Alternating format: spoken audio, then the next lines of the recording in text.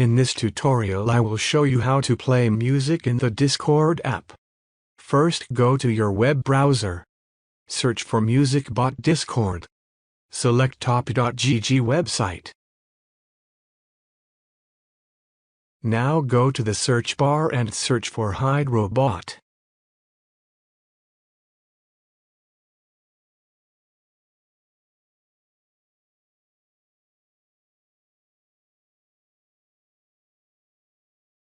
Now you need to tap on this invite button. Then you need to select your server. Now scroll down and tap on Authorize. Now open your Discord app.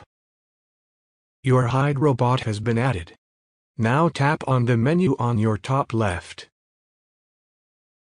Then join the voice channel.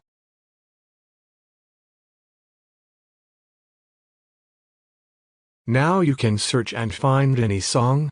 That is how you can play music in the Discord app.